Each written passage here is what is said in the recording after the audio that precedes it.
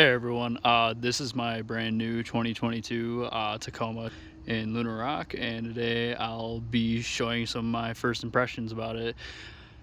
Now first off, I have about 300 miles on it. I've had it for exactly 2 weeks now, waited about 5 months to get it, and I am very happy with it.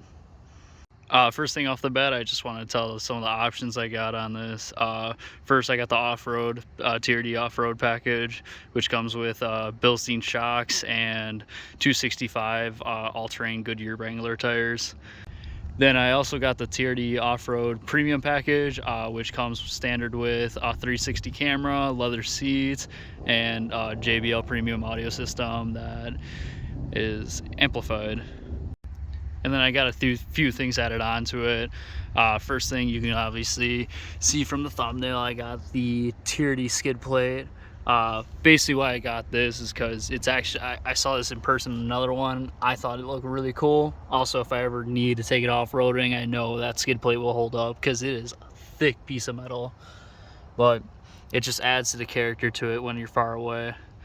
Some other things I got to it too are some mud flaps. I was kind of forced to get this from Toyota just because they don't build per order, and this is the one I got allocated. It also came with some all-weather floor mats, which they're all right. I think WeatherTech would be a little bit better, but I'm not complaining about them. They are good enough for my uses.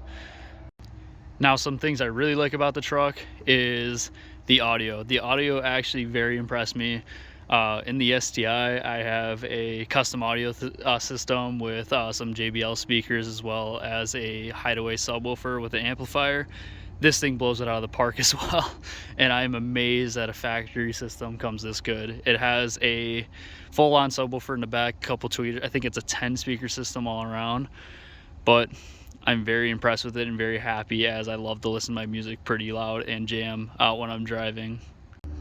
Also, one thing I really like about this truck too is it's really easy going. I can get in, no problem, in traffic, whatever. It's not like my STI where sometimes it's a burden to drive, which I wouldn't say it's a burden, but sometimes it's like you'd prefer if you had something else. Like, and this is the car that this is the vehicle that does that. It's just so easy going. And you can even drive this with one hand. Literally, I broke my hand recently, and this truck has been a savior for that, and not going to be driving the STI much with only one hand. I could, but it'd be really tough right now since I can only drive with it, and basically got to use my cast just to do the turn signal and maybe change the volume sometimes. And now here's some things I don't like about it. Number one, it feels very underpowered. I'm not saying it is underpowered, but it feels like it. It's just the shift points are not really there. I use the ECT power button, which helps somewhat for getting on the freeway, but you really got to push that pedal down in order for it to get going and really rev up. If it doesn't love to be revved up, it seems like, or that's how it's tuned, and see why a lot of people get tunes on these trucks.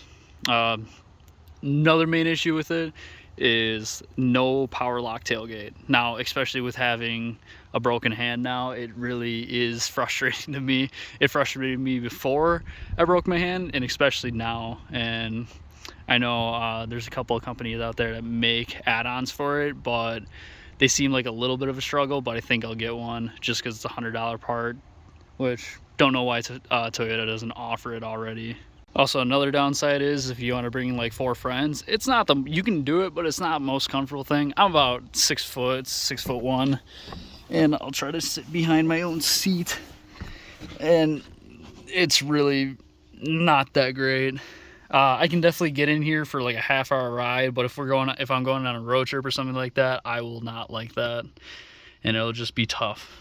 And then the last biggest con of it is it having rear drum brakes still in 2022, which I find odd.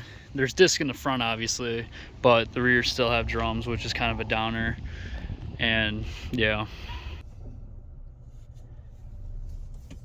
Now with driving this truck, obviously with the one hand, it's actually pretty simple. I actually am thinking of getting a little ball just to make it even simpler. It's nice and quiet. And in my family, my mom owns a Jeep Wrangler. That thing can be a burden on the freeway because of how much wind noise that thing generates. Now this thing is nice and quiet on the freeway. Ignore my dirty windshield. There's a squirrel in the road. All right, there he goes. Just drive it around. And with ride quality, I would say it's decent. Compared to my STI, this thing rides like a Rolls Royce because that thing is a little bit rough. But compared to something like a Dodge Ram, Dodge really had, or I guess Ram now, the Ram 1500s, they really got their ride quality down with their air suspension. My dad owns one of those, and man, those things ride smooth. I think a thing with this is, reason why it's not so smooth is because it's light, especially in the back with the bed. But it has 4-wheel drive, you got the corral control and ECT power. Also, I can show you the 360 camera. Also with MPG, I'm getting decent gas mileage. I'm getting just above 20, and mostly I do city driving. Also, I can show you the 360 camera here. When you throw it in reverse, it shows a reverse camera and a 360 bird's eye view camera to help you get into parking spots real easily.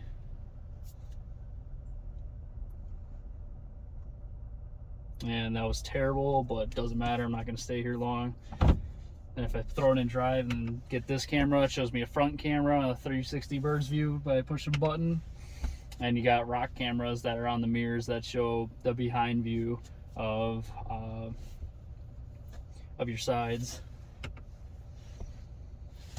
Otherwise, yeah, this thing has a lot of goodies, and I would strongly recommend one. They're great vehicles, reliable. Time will tell with mine, but 300 miles so far, it's been great.